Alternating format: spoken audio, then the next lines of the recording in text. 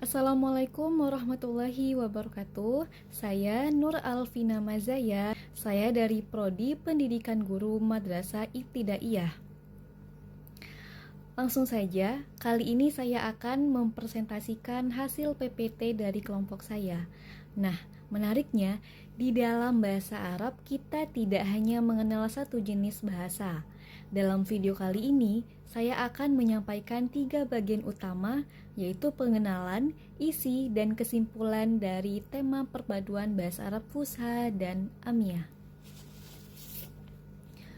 Mengenal 2 bentuk bahasa Arab. Bahasa Arab adalah bahasa yang semit, yang kaya, dan memiliki sejarah panjang. Kemudian, terdapat 2 bentuk utama bahasa Arab yang digunakan saat ini. Yang pertama yaitu bahasa Arab Fusha, yaitu bahasa Arab standar modern dan bahasa Arab klasik. Kemudian, ada juga bahasa Arab Amiyah, yaitu dialek-dialek percakapan sehari-hari yang beragam di berbagai wilayah. Selanjutnya, definisi bahasa Arab Fusha dan bahasa Arab Amiyah.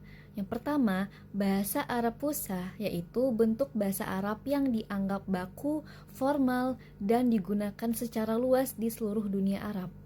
Dan yang kedua, bahasa Arab Amiyah yaitu dialek-dialek bahasa Arab yang digunakan dalam percakapan sehari-hari di berbagai wilayah geografis. Mungkin kita sering dengar bahwa bahasa Arab itu baku dan kaku, tapi ternyata ada juga bentuk bahasa Arab yang santai, yang digunakan sehari-hari oleh penutur aslinya. Itulah yang disebut dengan amiyah. Bayangkan, kalau kita hanya belajar yang baku saja, tanpa tahu bagaimana orang asli berbicara dalam keseharian, bisa-bisa kita malah sulit nyambung. Ini salah satu hal unik dari bahasa Arab, satu bahasa dan 2 penggunaan. Lanjut, karakteristik bahasa Arab Fusha dan Amiyah.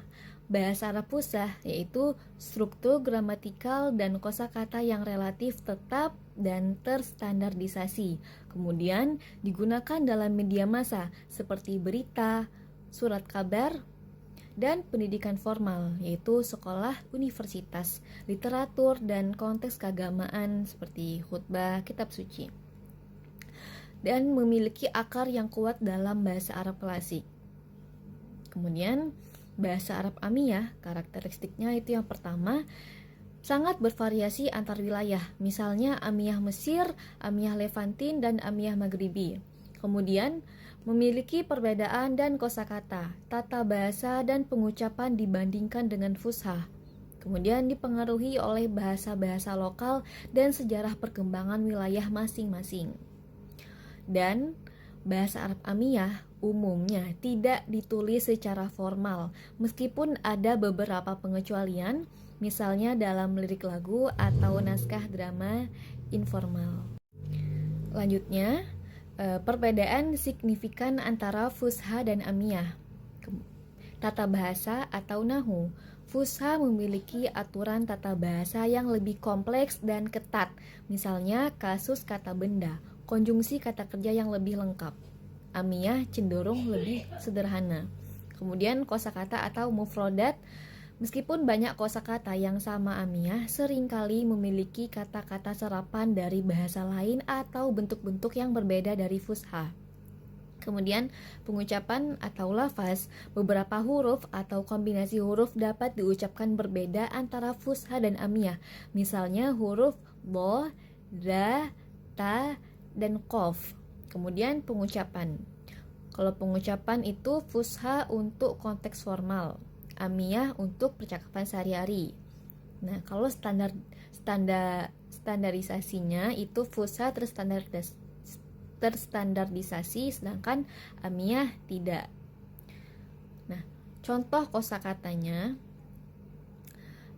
dalam bahasa Arab Fusha itu kaifa haluk. Nah, kalau dalam bahasa Arab Mesirnya izaik. Nah, apa kabar artinya di Indonesia? Kemudian uridu an adhab itu dalam bahasa Arab Fushanya. Kalau dalam bahasa Arab Mesir aiz aruh, saya ingin pergi. Nah, kemudian bahasa Arab Fusha Apa ini? Mahadza. Kalau dalam bahasa Arab Mesir, da'i gitu.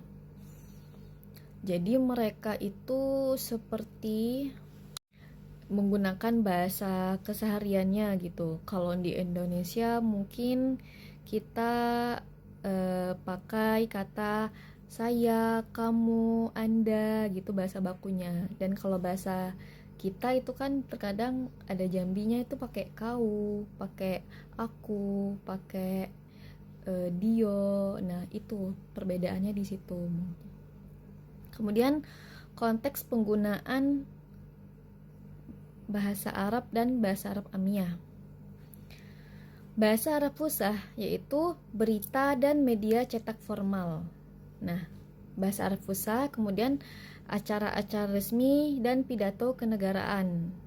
Nah, pendidikan formal, sekolah, universitas, buku pelajaran. Nah, itu pasti mereka menggunakan bahasa Arab Fusah ya. Nah, literatur dan karya ilmiah, kemudian komunikasi lintas negara, dan konteks keagamaan seperti khutbah, membaca Al-Quran. Nah, kalau konteks penggunaan bahasa Arab Amiyah yaitu seperti percakapan sehari-hari dengan keluarga, teman, sahabat, kemudian interaksi di pasar, transportasi umum, dan tempat umum lainnya. Kemudian di dalam lagu-lagu populer, film, dan drama televisi, meskipun terkadang ada campuran dengan fusahnya juga. Kemudian komunikasi informal melalui media sosial. Nah, dan dalam bahasa Arab Fusha maupun Amiyah juga terdapat tantangan dan manfaatnya. Kalau tantangannya itu keragaman dialek Amiyah membingungkan ya. Mungkin bagi mereka yang tidak seperti kita yang bukan aslinya orang Arab, mungkin dengar bahasa mereka yang gaulnya kita lumayan bingung karena kita tidak terbiasa. Dan kemudian perbedaan signifikan antara Fusha dan Amiyah memerlukan upaya pembelajaran yang beda. Nah, manfaatnya yaitu memahami Fusha memungkinkan akses ke sumber-sumber informasi formal dan komunikasi lintas negara. Kemudian memahami Amiyah memfasilitasi interaksi sosial dan pemahaman budaya lokal. Kemudian penguasaan keduanya memberikan pemahaman yang lebih komprehensif tentang bahaya dan budaya Arab. Jadi kesimpulannya, bahasa Arab adalah bahasa yang kaya dengan dua bentuk utama, Fusha dan Amiyah. Keduanya memiliki peran dan konteks penggunaan yang berbeda. Memahami perbedaan dan persamaan keduanya penting untuk penguasaan bahasa Arab yang efektif. Kemudian, mempelajari keduanya membuka pintu ke pemahaman yang lebih dalam tentang budaya dan masyarakat Arab. Sebelum saya tutup presentasi saya kali ini, saya akan menyampaikan pantun. Ke Mesir belajar bahasa, tak lupa mampir ke Surabaya. Fusha dan Amiyah punya makna. Terima kasih dan semoga bermanfaat semuanya. Wassalamualaikum warahmatullahi wabarakatuh.